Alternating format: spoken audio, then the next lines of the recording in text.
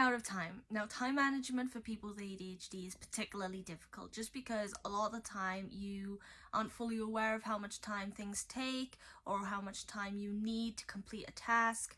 Or like I said that in a previous video where I discussed losing track of time is a common one, and all of these different issues with time management can be really detrimental in the workplace, in the education system also, even in just daily life.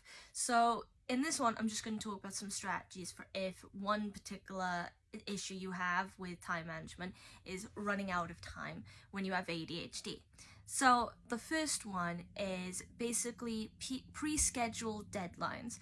So if you have a deadline for something, instead of just continuing to remember or putting it down in your calendar, right, my deadline is this time on this day, I have so many weeks until then, right, or so many days. Instead of doing that, make your own, come up with your own internal deadline, and then jot that down in your calendar, like reminders or alarms or something that you can use on your phone that can just allow you to keep track of the time between now and that internal deadline, but set that deadline before the actual deadline. So say if I had a task I needed to complete in 2 weeks' time, then I'll set an internal time of perhaps a week and a half. So it's a few days before the actual deadline. I'll fixate on that and I'll try to remember it, but I'll also set it as reminders on my phone and put it in my calendar. So then it doesn't matter if I feel like I'm losing track of time, or even if I feel rushed given the deadline that I came up with myself, because I still have time afterwards to complete it.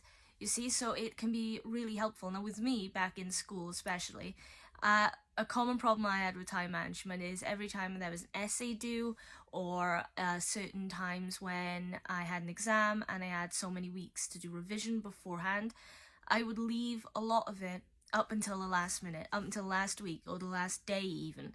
And it's like, I can work under pressure, right? So I still got everything done, and I still got it done fairly well. But afterwards, I'd always look at my grade, and didn't matter if it was really good or not, because I knew that if I'd done it sooner and spent more time on it, I would have perhaps done better. I would have been more thorough with what I was writing, or with what I was trying to complete, so for the submission.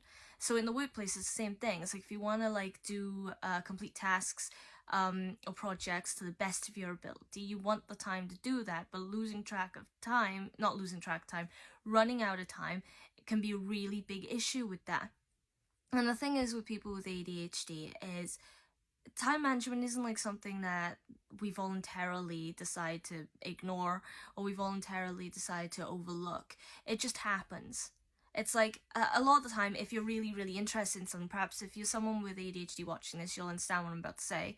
Sometimes it's like when you're really, really interested in something or really invested in something, even if it's something that's not really productive, perhaps, and you should be getting on with other things, if you get really stuck into it and you become hyper-focused or hyper-fixated into it, then time flies by so quickly that next thing you know, you've wasted hours. And afterwards, if there's something you really need to do, or something you really wanted to complete and get it out of the way, something important, then you can feel really oh, damn it, you've let yourself down again. And it can be really frustrating. So that's why it's important to come up with strategies. Bear in mind, every strategy is very personal to the individual, because it depends on what's best for you. Another good strategy is time visualization. So for example, keeping an activity log per week, or for the duration of a week, every task or everything that you need to get done or want to get done within that week. And it's good to jot down things like predicted completion of the task, like when you think it'll be done or where you hope it will be done. And then once you've done the task, jotting down the actual amount of time that it took. So the predicted time it would take to complete something, and then the actual time it took to complete it. Just because sometimes having some sort of visual representation of how long tasks take you can raise your awareness, so then you can set more realistic goals for future projects or tasks that you need to do. So it's like, some people might say, oh, it takes me half an hour to do this, but for someone with ADHD it might take longer or even shorter.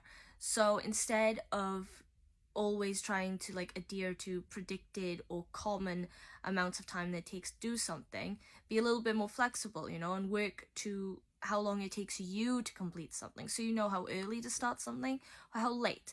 For instance, throughout a week, say if you have 3 or 4 tasks that you need to do by the end of the week, by Sunday, so from Monday to Sunday, then you've done an activity log before, so you know roughly how long these tasks should take you to do. Now, there's one task which most people, takes them a couple days. For you, it takes longer. For you, perhaps it takes most of the week.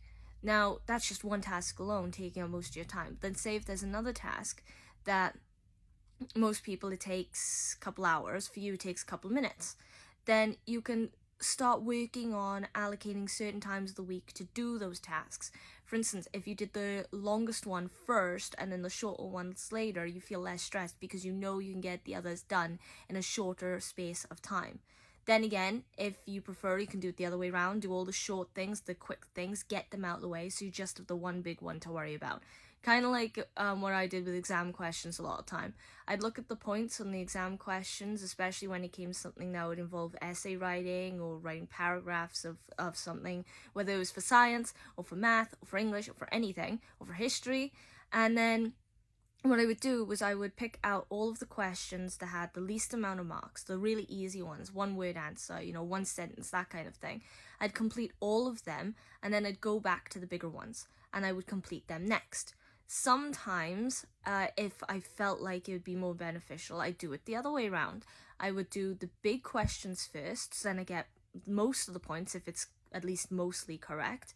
And then I do this shorter or simpler questions last, so then I'm not stressed by the end. I've done the bigger portion of things. I'm not dreading it. So it, like I said, really depends on you. For me, it works both ways, but for some people, it may work one way more than the other.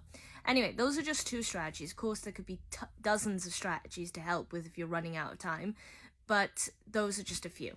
So I hope you liked the video. If so, please leave a like and follow me on TikTok. Otherwise, comments, questions, thoughts, opinions, requests for future videos, put in the comment section. Also, I should say this more often.